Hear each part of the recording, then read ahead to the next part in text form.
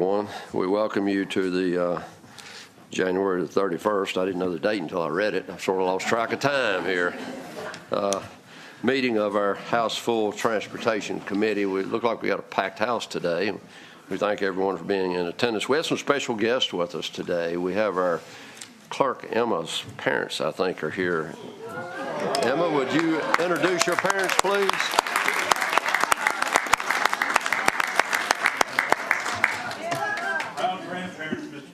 There we go. Emma, would you introduce your parents, please? Emma, you can make Emma's face red pretty easily. Mr. Chairman, my parents are here, Dina and Stephen Buck, both lifelong public servants as well. So it's all family. Welcome, and we thank you for joining us. And I tell you, we're just privileged and honored to have Emma. She's a real asset to this committee. She's done it for many years. And without she and Robert and the rest of our staff, I don't know what we'd do. So we're very blessed. So thank you, Emma.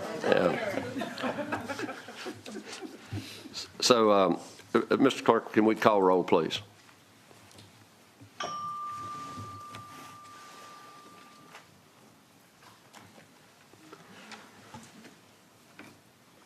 Delegate Anderson, are you here today? No. You're not? In mind only? In spirit, not mind? Okay, we have a full house, 22 people present. So thank you all. We got just a few bills to move through this morning. Let's see, I haven't even had time to look at my agenda. We have a bill by Delegate Sewell who made it out of subcommittee, but our chairman and myself had a little concerns with it, and she was kind enough to listen to our concerns, and I think we've reached a compromise. So, Delegate Sewell, would you come forward and just very briefly tell us about your bill and what you've agreed to in an amendment, please? Yes, thank you, Mr. Chair and members of the committee. With this piece of legislation, House Bill 2034, we have provided a substitute before you. We have a substitute before us. Have a motion? Substitute. We have a motion, a second on a substitute. Substitute's properly before us. Everyone signify by saying aye. Aye. Okay, thank you, Delegate Sewell. Thank you. This short bill amends the Virginia Code, and it simply invites the National Capital Region Transportation Planning Board to participate in and present information at the Joint Transportation Meeting held in Planning District 8 on an annual basis. And tell us what your amendment does, please. With the amendment, we identify that it will be a Virginia representative from the National Capital Region Transportation Planning Board. Not the whole 80-member board. Not the whole 80-member board, and not a representative from the from Maryland or from the DC. Washington, D.C. Yep. Thank you, Delegate Sewell. Thank you. I personally very much appreciate your cooperation. Thank you, your guys. Pleasant smile as always. So, have a motion to report. Second. And substitute. Oh, we have someone to speak? Yeah. Okay. We do have someone online to speak. Mr. Stafford. Hello. Hi, my name is Jason Stanford. I'm the president of the Northern Virginia Transportation Alliance. I spoke in favor of Delegate Sewell's bill during the subcommittee. I'm also a citizen member of the National Capital Region's Transportation Planning Board Citizen Advisory Committee.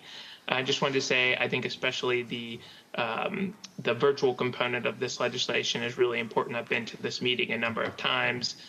The citizen engagement has been low because you have to get there at a specific time in the evening. It pulls in everybody from Nova. So we support this legislation and think it's an important step in the right direction. So thank you, Delegate Sewell, and thank you, members of the committee, Mr. Chair. Thank you, Mr. Stanford, for joining us this morning. So now I think we have a motion and a second. Yes, sir. Yes, sir. We'll now go to the electronic voting board, please.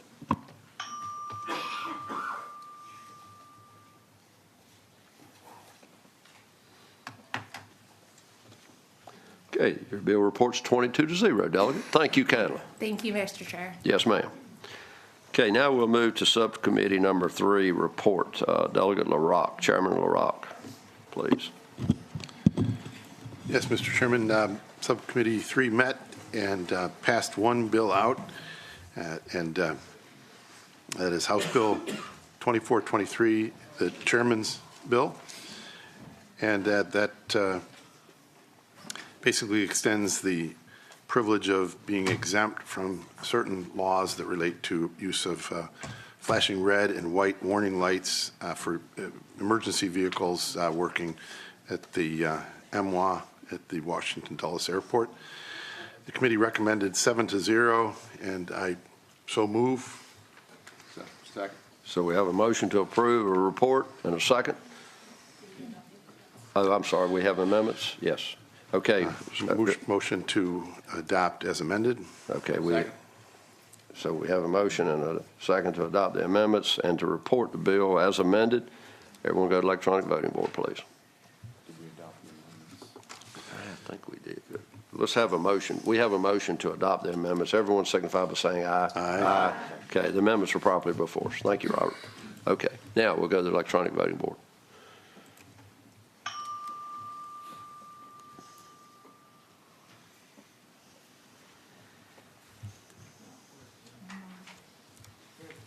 Okay, the bill reports 21.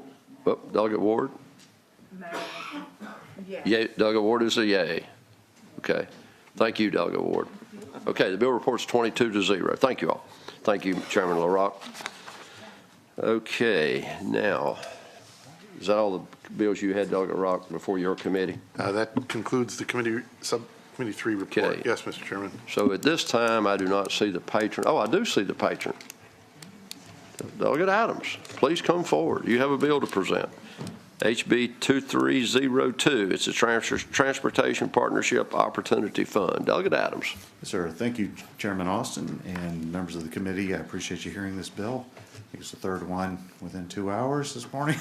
But at any rate, this is a bill designed to free up transportation funding for economic development projects in the Commonwealth of Virginia. And I'll just let you understand, why I became interested in this. I represent Pittsylvania County and Henry County in Southside Virginia. And, we're in a situation where there's a lot of opportunity. There's been a lot of investment in business sites. There's the Berry Hill mega site that you've heard in the news recently. And these are projects that have garnered a great deal of interest from industry, and there's transportation needs that are going to go along with that. One of the concerns that I hear from my local economic development folks and governing officials is that projects on the smart scale system do not adequately account for proactive needs, particularly with economic development, and don't take that into consideration enough. We have, for instance, in Henry County, there's the Commonwealth Crossing business site that recently has received a great deal of investment. It's anticipated there's going to be road construction that's necessary for that. Same thing with Berry Hill. And so from those conversations, I've reached out to the administration back this summer, as did Delegate Marshall and Delegate Williams, and we began discussions about, how is it that we can start to meet some of these needs in a way that's timely, that doesn't miss out on opportunities, and that's sort of what led to the suggestion to amend the Transportation Partnership Opportunity Fund to allow the governor more opportunities to be responsive to those needs when they come up, and that's certainly what we'd like to see.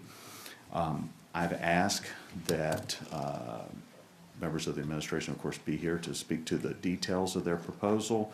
I've also asked that Linda Green with the Southern Virginia Regional Alliance for Economic Development that she speak to you about some of the particulars that I've touched on here today from my own area.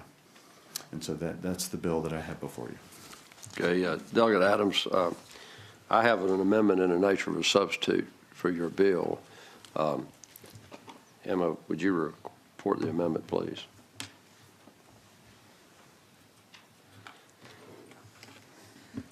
Yes, Mr. Chairman. The bill is similar to the version that left Senate Transportation in that it takes out the required amounts in the budget, but does create the allowance for the governor to direct certain funds for transportation purposes when recommended by the Secretary of Transportation and the Secretary of Commerce and Trade.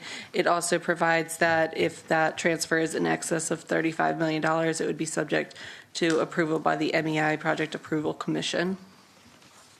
Okay, so Delegate Adams, this is the same amendment that Senator Newman introduced on the Senate side, with the exception of some guardrails that I have added.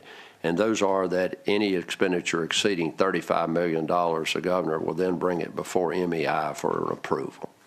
So I just think it puts a few safeguards around the appropriation. And the Secretary may want to speak to this also. I think he and I have had some conversation. I apologize, you and I have not had the privilege to get together. Your schedule, my schedule are just pretty busy right now. But I just feel that this amendment in the nature of a substitute is in the best interest of the legislation. And so, and I serve on MEI. I know what the purpose and the intent of MEI is, and that's to approve allocations to economic development.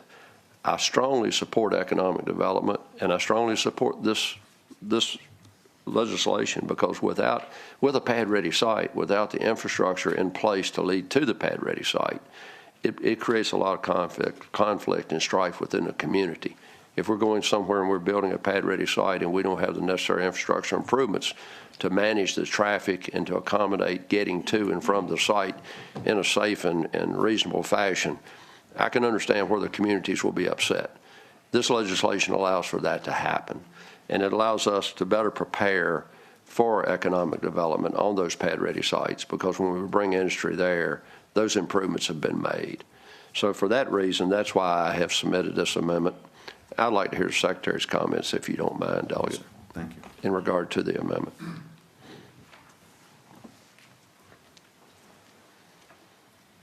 Thank you, Mr. Chairman. Thank you, Delegate Adams. Secretary, thank you. Appreciate you having here. In terms of the amendment, Mr. Chairman, as we discussed yesterday, I thought it was a reasonable attempt on your part to sort of have some shared governance there. We can sort of argue about the numbers and concepts and all that, but at the end of the day, I understand what you're trying to do. We'll debate them. We won't argue them. Yeah, so. We could debate, excuse me, sir. We can debate. And I'd like to speak to the rest of the bill. Please, sir. Time. Yes, sir. So, Mr. Chairman, as you know, I've been in this transportation business for about 10 or 12 years now, so I don't have the level of experience that some of y'all have with this, but it became perfectly obvious to me when I joined the board pre-Smart Scale that we needed something like Smart Scale, and it started when I was there. It just was not finished by the time that I left, as the process was not finished. But it's a great process, and we're announcing, last week we announced a $1.7 billion budget for Smart Scale for round 5 as the staff recommended budget, so there's a fair amount of resources in there to get the work done that we need to do. But it became perfectly obvious when I got involved in this that Smart Scale has some issues, and we'll be working on those over the next year. And one of the issues, to Delegate Adams' point, is it doesn't look forward very well at all, meaning I have to have problems to solve, not problems that will be created next week or next month, even though we know they're going to happen. And so when we have development opportunities like this, and we've got them right now in Suffolk and Hampton and Goochland and Berry Hill, there's a big one up in Northern Virginia, and around as we talk to these folks, and we don't have the infrastructure in place because it's not required yet. But tomorrow when they come, it's required immediately or soon thereafter. And our process is about a 7 or 8 year process from zero. So when we start in the very beginning with looking at this, it takes us about 7 or 8 years to deliver. And when you're talking about somebody that wants to build a major manufacturing or distribution facility, or somebody that's bringing a lot of jobs to the Commonwealth, and they say, we got this great spot, and we say, yeah, it is, and da-da-da-da-da, and we're going to do this, and we're going to do that. And they say, great, and we need this transportation help because we get all clogged up. We said, we agree, and we're going to do that. And they say, how long is it going to take? And we're going to say, you know, 7, 8 years. And they smile and they pat you on the back and they say, thank you very much. You got a wonderful state, but we're going to North Carolina or Georgia or Texas because they're ready to go. And we can't wait that long. So we're searching for a mechanism in our transportation fund, to be able to react more quickly. And these aren't sort of like small things that we would just sprinkle money around. This is real stuff that brings real jobs. And the money that we're asking for here, Mr. Chairman, is money that's already been put into transportation. We're not looking for any new money. We're not looking for anybody else's money. We're not looking for any general fund money. It's money that's in transportation. And we would take $100 million of the infrastructure bank money that's not being utilized. It's sitting there not going to the benefit of the citizens. We'd slide that over. If you approve this in the budget, we'd slide that over into this new fund. So the TPOF is an existing program, but this is a new twist on it, a new piece of it. We'd slide it to the new fund. And then the governor could ask for additional money in the budget from y'all each session to put into the fund. Initially, what we asked for was give us $200 million that we can move from our other transportation pots over into this fund. And that's what we've asked for. That's been changed around in the language now, and we accept that. So we could sort of ask, those numbers aren't in that budget, or in that bill, so we could ask for different amounts. But at the end of the day, we just have to be able to move quickly, and we have the funds. We just don't have the mechanism to get the value that those funds can bring us. So they sit there and do nothing in the infrastructure bank in this case. We move the rest of the money over there. We take a little bit out of everybody. Yeah, everybody does get a little bit. But it's just a teeny bit. And as I told you, Mr. Chairman, the smart scale impact of this, if we had done the $200 million we talked about doing, was about $20 million. $1.7 billion budget, and the impact on that round of smart scale was $20 million. So we're not changing the program a lot. We're just changing a little bit, but the value of the change is huge to the citizens of the Commonwealth, because if we can get those jobs here and stop this out migration and stop this decrease in what we've got going on in Virginia, everybody benefits, and the pot only grows. So that's the basic concept, sir, and ladies and gentlemen. I think it's a great concept. I understand that you know, it's new, so we need to feel our way through it. But I think it will really help us, and the localities are begging us for it. We just can't give them what they ask for because we don't have the mechanism. We have the money, we don't have the mechanism. Thank you, Mr. Chairman. Yeah, Mr. Secretary, if you would, you may answer any questions that this committee may have of you. Are there any questions from the committee at this time? Other Secretary? I have a question, Mr. Chairman. Okay. Delegate LaRosse? Thank you, Mr. Chairman. So I believe in last year's budget there was a very significant amount of money that was appropriated for the purposes of improving I-64. And that did not go through the smart sale process, if I'm correct. Is that correct, Mr. Secretary? That's correct. Yes, sir. So if clunks of money can be moved to a specific project in the budget, why does that not give the administration the freedom to allocate for the uses as you're Well, that was money that came out of the general fund. We're not asking for general fund money. We're asking to expand the use of transportation money, and I don't think you'll want us to come back to you every time we see an opportunity of 10 or 20 or $30 million to fix something, to generate tons of value and return on investment, that we're going to come back to the General Assembly and ask for general fund money. That's not our vision. Our vision is to live within our means and to use our money to the benefit of the Commonwealth. And what I'm telling you is we haven't been doing that as well as we can, in our opinion, and this would be a mechanism just to do that. No new money. Nobody gets gored outside of transportation, if you will. We're not taking it from anybody else. And it would just be a normal course of business event where we would be able to help these projects get off the ground. And, you know, we got a major one up in your neck of the woods, Delegate LaRock. We've got one in Goochland we're chasing right now. We've got one down in Suffolk. We've got these pad-ready sites. They're all around us, and we just can't do anything to get them to fruition with the processes we now have. This would give us another arrow in the quiver, another tool in the toolbox. It's very important to be able to move rapidly, and yet not have a big impact on anything else. And that's why we think it's the right way to go. Any Follow-up other question. questions of the Secretary? Follow-up question. Pardon? I'm sorry? A follow-up question, Mr. Chairman. Delegate But if someone else is in the queue, I don't Go mean to ahead. dominate. Yeah. So I think I understand. It's been explained well, but essentially, we're taking money out of smart scale. So there, as former CTB member, you, I'm sure, can explain to us and validate the idea that many projects go unfunded that have applied for smart scale. So this proposal would leave less money available to projects that have been filed for smart scale funding, and then obviously would be distributed at the discretion of the Secretary of Transportation. The bill would require the Secretary of Transportation and Secretary of Commerce to both recommend to the governor for the governor to agree. Okay, but the first part of that question, if I may, Mr. Chair, Yes, sir. is less money for the local projects who had conformed to the statutorily set priorities of smart scale, which does not place economic development first in most of the Commonwealth. I think some parts of the Commonwealth it is economic development. Most of the Commonwealth it is congestion relief. Most by population, but not by geography. Thank you. Yes, sir. And the impact of smart scale, as I indicated to you, in this, with the original ask, was a one-time $20 million out of $1.7 billion. And let me tell you one other thing about smart scale that's important to understand. Smart scale is a relative process.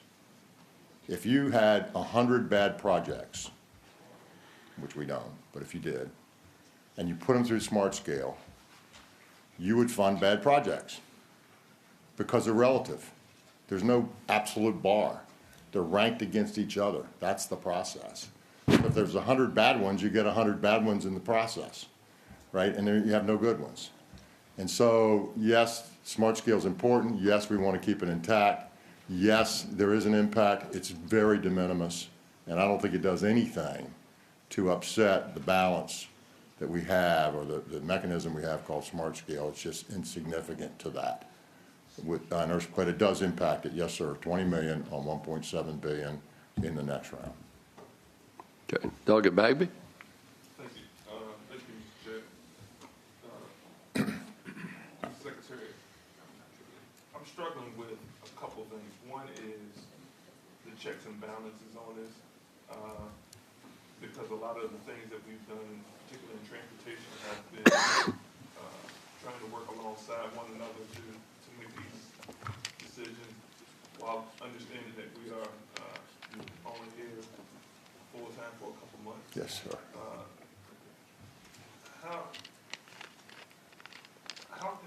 How is this actually going to work? I hear you say the two secretaries will make a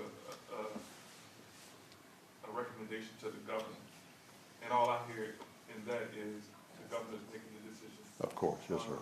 And so, let me actually a couple concerns. One of the concerns is not necessarily regional, but different parts of the Commonwealth being able to benefit from this. I think that's the reason why we try to have a group of individuals at the table as opposed to one decision maker. And so that's the first question I have is how are we assured that that's going to continue to happen? You mean some shared? Well, and I'll tell you again, I go another step further. I would have appreciated a list of projects for us to approve. And I would also say that it's one of those things like Go Virginia and a number of other things, where it could be some small group of individuals made up between the House and the Senate and the administration.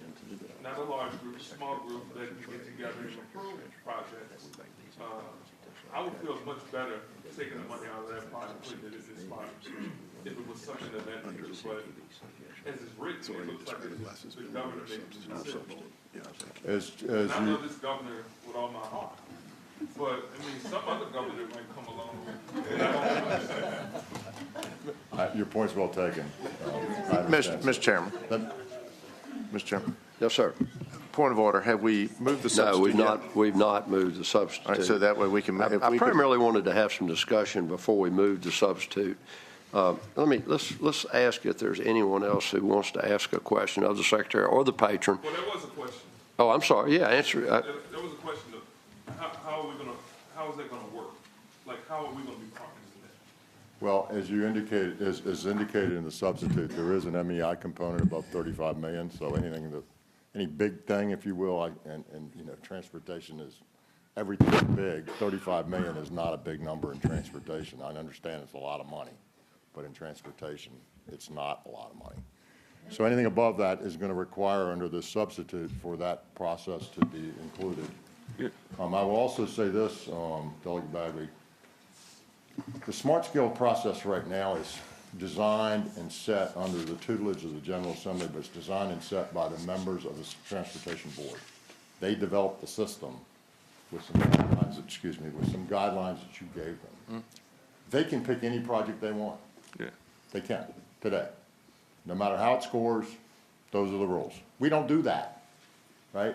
Unless there's something that's obviously hugely high value that didn't score well for some crazy reason. And we might talk about that. But they can do that now. They just don't do it. So we're all about, I can only speak to this administration and what I'm going to do. I'm all about return on investment. If I'm taking 35 million, I want 100 back. That's what I'm about, and that's what I'd want you to judge all of us on. But I hear you. It's just a matter of size and what level you're willing to get to. Yeah. I don't think I can adequately do what you want me to do if I got that for every dollar that might flow through this. Mr. Any Chair, more if than I- any other transportation One final question. operation I have. Delegate Bagby. What, Mr. Secretary, what roughly average, range or average, whichever one you want, how much would each of these projects cost? What roughly, how much are you thinking? 3.5 million, 10 million per project? I'm struggling, sir, because there's not a project, we haven't selected anything to put this money on. There are things that are out there that are asking us for. And they range to, you know, hundreds of millions of dollars. So when we do these things, I mean, these transportation projects are outrageously expensive. And they just are. I mean, I hate it, but it is. So when we try to do these things, and, you know, we get into these, particularly these rural counties, they don't have the funds.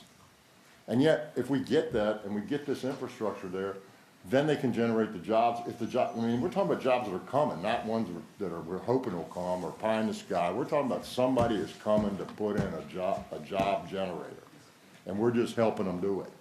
So we run those numbers. We look at return on investment. We work with our partners at BVP and Commerce and say, does this give us a big return? If it gets us a big return, then we say, let's go try and do it. Everything else being equal. I hope that's answered your question. It's hard to, I can't give you a list of projects because there's not a list. But there are ones out there that I'm aware of. So this is a tool. This isn't a one-time go do this thing and do these projects. That's not what this is. This is a tool to allow transportation to have on a little bit of flexibility in the handcuffs of how we spend our money so that we can get you the benefits that you deserve to get. And not saying, we're really sorry, we can't move that fast, you'll have to go somewhere else. That's all it is. And it's all transportation money currently. Dr. Bagby, you satisfied with your questions? Yes, I'm satisfied Thank you, with my Delegate questions, Bagby. not with the bill. Well, maybe we'll get there, Delegate Bagby. Delegate Watts? Speaking to the bill, Yes, ma'am. Now would be we haven't adopted a substitute, so let's hold on that. Delegate Wiley? Yeah, thank you, Mr. Chairman. Secretary, and thank you for coming here today. I want to ask a quick question, which I don't think our body really understands. Of course, I'm in this line of business, and the big issue that we always have when it comes to getting a project for the state of Virginia is speed to market. It's demanding. If you don't have it ready from this corporational standpoint, if it's not teed up, they go somewhere else. And unfortunately, the government usually stands in the way of trying to get the infrastructure in place, trying to get the zoning entitlements and whatever else it may be. So if you could speak more to that or answer that question that this bill would address to get the body more comfortable, I think that would help. Thank you. Yeah, as I tried to indicate previously, if somebody comes to us, like they have since I've been in this job and many times before, and they will continue to, and say, I want to build a plant here. It's perfect for me. And I'm going to bring 2,000 jobs, and here's the average wage, and it's $80,000 a piece, and da-da-da-da-da. But I can't, this site here is 3 miles off the interstate, and I don't have a way to get in and out. And the county says it's going to cost, $68 million, and we don't have that kind of money. So CVTA jumps in, or regional authority, and they said, well, we'll help you a little bit. And the county has some money, and they chip in. And then it allows the state to say, okay, well, we can help you, and the state's doing that now. But when we say we can help you, it's the 7 years away from you help you, right? It's not a tomorrow help you. It's not let's start and go, because we've got this elongated process, and it's a good process, folks. It needs to be modified a bit, but I mean, at its core, it's a great process for regular projects. For regular projects where there's growth that goes on, we can see the problem, we sort of deal with it, we get ready for it. But when somebody comes and drops in an opportunity, that's not something we're planning for. And we don't have those plans ready to go. We don't have an ability to put money on it. So we got to go through this elongated process, 5, 6, 7 years, and then we can get it done. And it's just too long for them. So we've got a market, and we're not meeting our market. And we can keep doing it like we're doing it, and we're going to keep not meeting our market, or we can change. And I'm just trying to change to meet the market, to be able to respond to the market when they get here, when the foreign company comes and says, I want to do this with the port or this or something else, I want to be able to respond if we want it to happen. That's all. And not just say, I love you, we want it, it'll be really helpful, but it's going to take this long. And they just can't wait that long. They got quarterly reports. I mean, it just doesn't work that way for business. So that's all this is. And at the end of the day, it just doesn't impact any one piece of transportation very much. And it's coming out of transportation. So, and you keep your hands in it because you've got to approve money to go into it. There's no long-term funding stream here, folks. It's a mechanism. Then you got to decide whether you're going to give it money or not. And Delegate Bagby, if you don't like the way they're spending the money, don't give any more.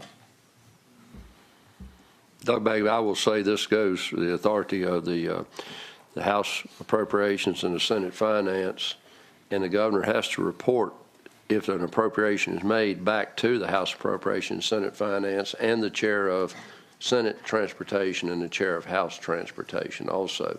So there's some oversight that we have, and that's another reason I put a guardrail around it for MEI.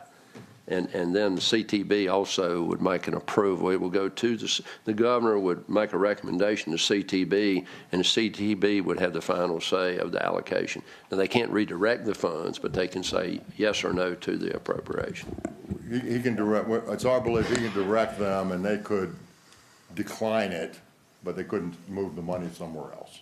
Yeah. That's our belief. And let me say, let's go ahead if we can and adopt the substitute. Move the substitute. Second. So we have a motion and a second to adopt the substitute. Everyone in favor of substitute signify by saying aye. Aye. Okay, so the bill and the substitute is now properly before us. I think we've had good discussion on it.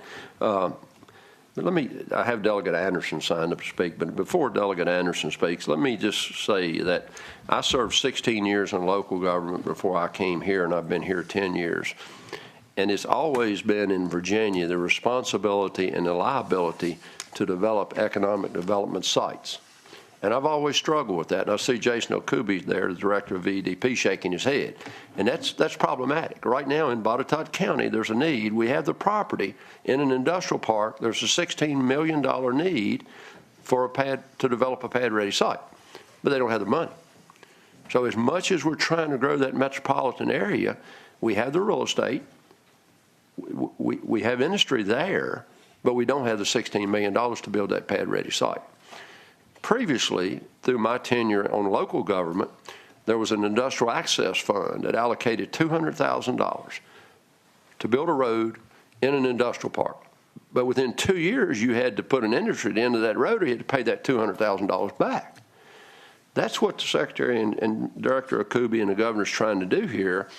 And recently, when the Governor spoke to the money committees on Senate and House Finance and Appropriations, I know we're looming on the cusp of a recession. Well, I assume we are. I've been told that, and I somewhat agree that potentially a recession is coming. But I've never been a person who thought you could spend yourself out of debt. But with what the Governor's trying to do in growing industrial and economic development sites and building the infrastructure to get to these sites, possibly we can head off a recession by making wise investments.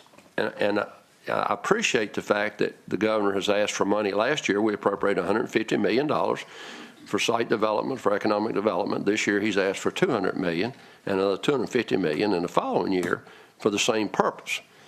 And that's great that we're doing that. But if we don't offset the concerns of the public, where we're building these sites, like down in Suffolk and Chesapeake, where people are saying, the port's here, we want economic development, but we don't have the roads won't accommodate it. The infrastructure's not in place. To me, that's what the intent of this bill is for. This bill is to offset those concerns and to help develop the economic development in the Commonwealth, grow the jobs, grow the investment, to generate revenue, to keep the tax base low, and to create opportunity. So, I struggled with this bill, as do you, Delegate Bagby. I struggled with this bill, and the Secretary will tell you for a long time. He and I have had many, many conversations about this bill. And that's why when Senator Newman put the amendment in A for a substitute, I think it improved the bill considerably, but it didn't put the guardrails around it that made me comfortable, and that's why I put the $35 million in MEI, and I think that's the purpose of MEI. So, that's just, I wanted to share my opinion and my position because I'm the person who put forth this amendment in nature of substitute. So I wanted to share with you why I did that. Now, Delegate Anderson, please. Mr. Chairman, I think from my perspective, we've talked about it enough. I move to report. Mr. Chairman. Wait. I have one person who had previously asked to speak to the bill, and I asked them to hold off a second, is Delegate Watts. So if you would hold your motion. Delegate Watts, please. I thank you very much for that courtesy, Mr. Chairman. Yes, ma'am. And I also really appreciate the substitute. It is a step in the right direction.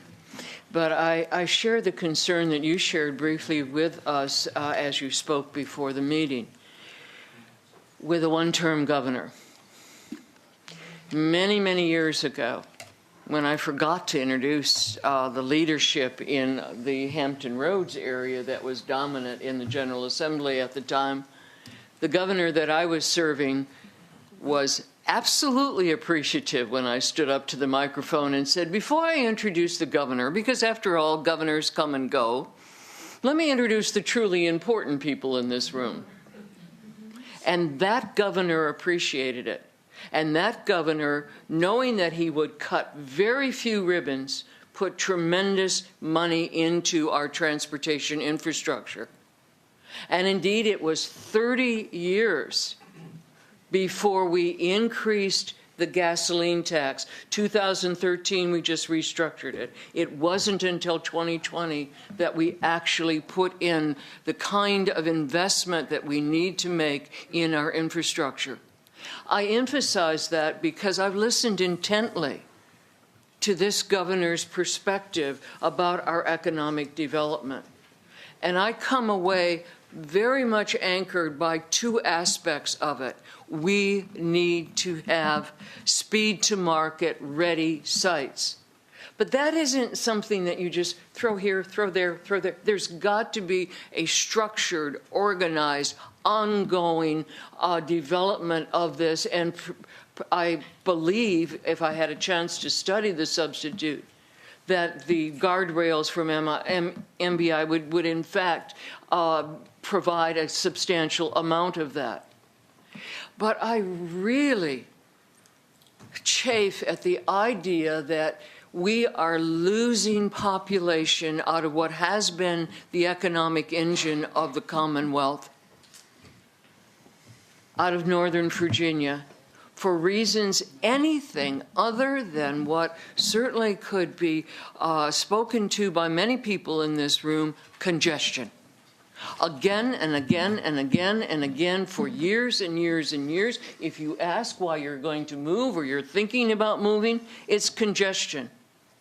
So when I look upon, well, we're not actually taking money from anywhere, when I look at phrases like we're freeing up, we're redirecting, we're sliding that over, what we're doing is gutting that problem that we have in economic development, the out-migration from what has been our economic engine. And 30 years of lack of funding, which is why I went into that history, has far from been dealt with. We have serious problems to make sure that we have robust economic development throughout the Commonwealth. And as I grew up with, you can't rob Peter to pay Paul. So I am very, very concerned about what I see here, particularly when I hear phrases of, well, it's a different structure, and we'll talk about the amount.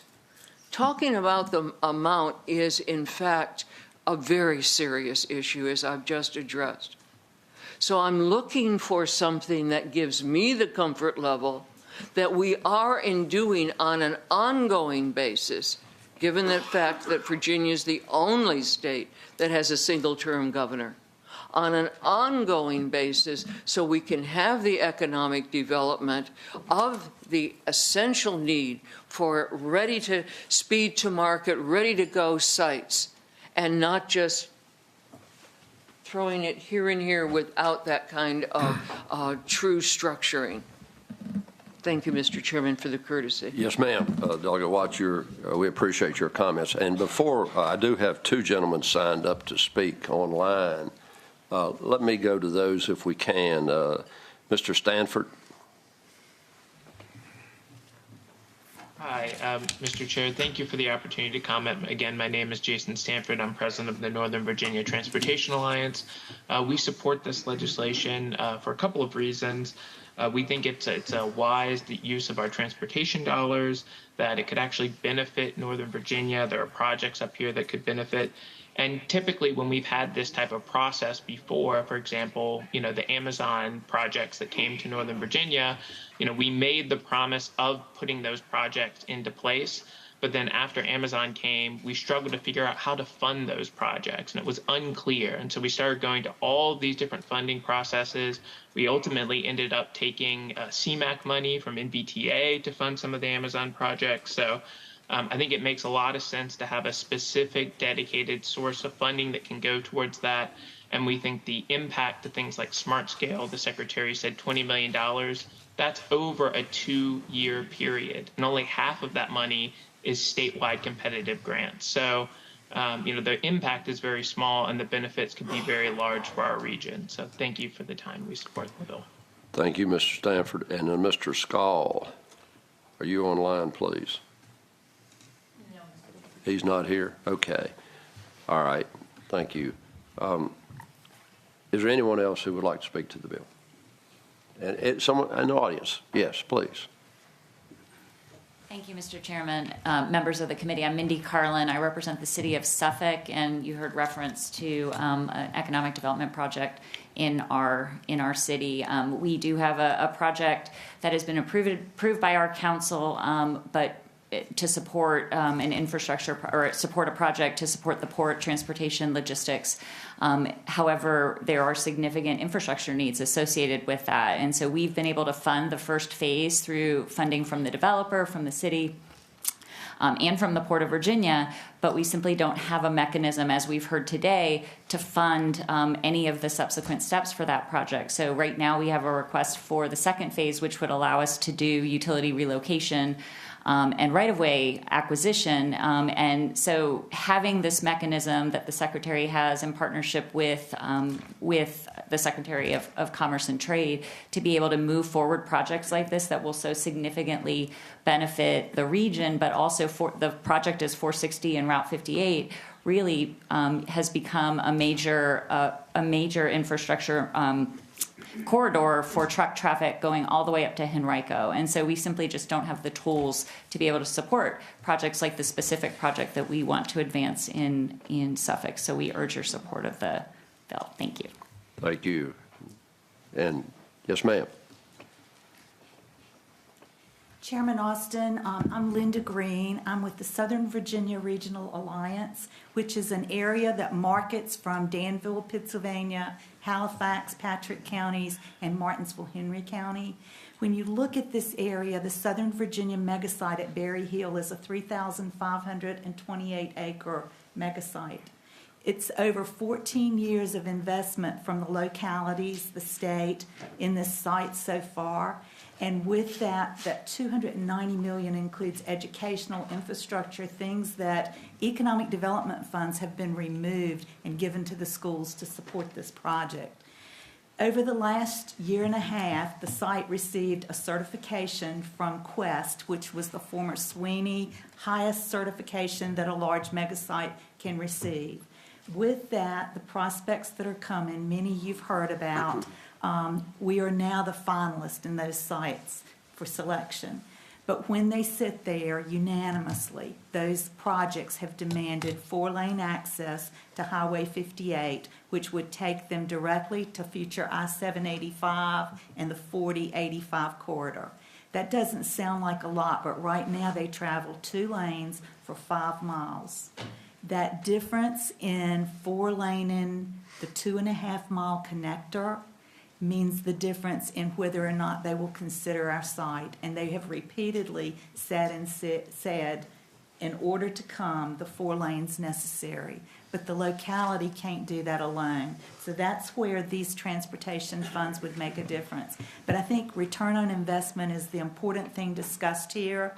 Of these projects, the median project size is 1,600 jobs, $1 billion in investment. So that's investment that comes in returns through tax dollars to the state and the jobs, but to the locality in that capital investment. The average project is 3,169 jobs. This is jobs in an area that lost jobs to textile, like 15,000 jobs from the city of Danville from Dan River alone. And we're fighting hard to build that back, but we need your support. I want to thank Delegate Adams and Secretary Miller for thinking outside of the box on this and bringing it to you. These are solutions where companies walk away if we can't do this together with the state and the localities. We thank you for the consideration and the support you're given and look forward to the return on investment to all of us. The other thing I'll say is I'm the Vice President of the Virginia Economic Developers Association. We didn't look at this in a vacuum. We talked about the projects in Northern Virginia. We talked about projects in Chesapeake, Southwest Virginia, and other areas that would benefit from this. And we had unanimous support from the board of the Virginia Economic Developers Association on the importance to this across the Commonwealth. So thank you very much for your time and your consideration. Thank you for being with us today. Yes, sir. Director Kuby, Jason, please. Good morning, Mr. Chairman and members. Good to be with you today. I'm Jason L. Kuby. I'm the President and CEO of the Virginia Economic Development Partnership. Just want to offer a little perspective on this and why I believe it is essential. I say essential because in my many years of representing economic development on behalf of the Commonwealth, we have many strengths, and the General Assembly has put us in a position over years to leverage Virginia's great strengths in economic development in a wide variety of contexts, from Northern Virginia to Southern Virginia, from the Eastern Shore to the far Southwest. We've got a lot of strengths, but we also have some obstacles that we continue to run into. This bill would address one of those key obstacles, and y'all have dialed into it in your discussions this morning, and the obstacle is we are often in a situation where we need to provide a solution to a competitive economic development project, and we need to provide that solution with great speed. The Smart Scale program, as you all know, does a great job of looking at where congestion is the greatest, prioritizing limited resources accordingly. What we're not able to do right now is we're not able to look ahead and say, if there were a very large job-creating project that would create a lot of transportation activity, how do we quickly get transportation resources into that area such that you can manage the growth of a community and a region and the Commonwealth? There were some questions about where this would be used and what kind of context. And I will tell you, as the Secretary said, this is mostly about being in a position as a Commonwealth to be highly responsive quickly in any kind of context. I will tell you all that I have seen several cases where this would be useful in a wide variety of contexts. Somebody brought up the Amazon HQ2 example, where there was a very significant investment made in transportation. Fortunately, we had the time. We had the time in that case to plan those investments through, a more normal process. We do not always have the time. I was just recently dealing with a very competitive project in Northern Virginia where this kind of tool would have been essential. You've heard from the representative from Southern Virginia talking about this case where it would be critical there. This really makes a difference, and the reason it makes a difference is because the companies that are considering Virginia are under tremendous pressure from the time they make a decision to get their operation into the market very, very quickly so that they can get up and running and be ahead of their competitors so that they can be competitive, so that the Commonwealth of Virginia can be competitive. So they want to get into the market very quickly. Under our current mechanisms, under the current mechanisms we have, it can take a full year between the time a location decision would be made by the company or other organization and when the Commonwealth could secure the financial resources to be successful. Imagine a case where, let's say you guys adjourn in a few weeks. If there's a project that MEI is reviewing, say in March, and if MEI approves that project, it will be a full year before we can bring that to the General Assembly to bring it to your review and to implement the funding solution to secure that competitive project for Virginia. In many cases, a year will be too long and we will be eliminated. This is, as others have said, this is a very targeted tool. I believe the substitute bill provides a mechanism for MEI review so that there's plenty of legislative eyes on what is being proposed. So I just wanted to share with you all that while you think about, the broader transportation context, we have some very good tools in place. You all have provided some very important tools for economic development. This provides a very targeted solution for something that is a common obstacle where if we do not have this, there will be projects for which we are in a real bind and will be eliminated. So happy to answer any questions, Mr. Chairman. Are there any questions of Director Okubi? Hearing none. Thank you, Jason, Yes, for coming forward and stating your position there. Yes, sir. Someone to speak. Speaking in favor or against? In favor, Mr. Chairman. Yes, sir. Good morning, members of the committee. Ethan Betterton with Virginia Chamber of Commerce. For all the reasons set forth by Mr. Okubi, the Secretary, and everyone else, we're very pleased to support this bill. It's absolutely necessary, and we hope that you'll look favorably upon it. Thank you. Thank you kindly. Anyone else in favor? Anyone against? That's a good sign. Move to report the substitute, Mr. Chairman. Second. Appropriate time. Okay.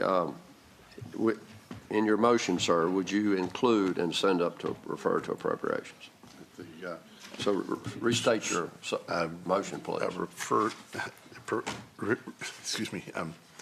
Recommend reporting the substitute as presented and referring to appropriations. So the motion is to report the bill as substituted and refer to appropriations. Do we have a second? Second. Good. We have a motion and a second. Would everyone go to the electronic voting board, please?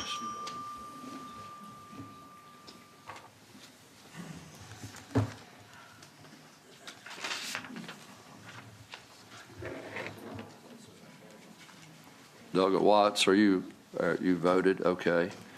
It appears everyone has voted. The motion and the bill to report as substituted and refer to appropriation passes 18-4. Thank you all, and thank you, Delegate, for presenting the bill. Thank you, Mr. Chairman. Yes, sir. Thank you. All right. Is there any other business to come before the committee today? Hearing none, the committee shall rise.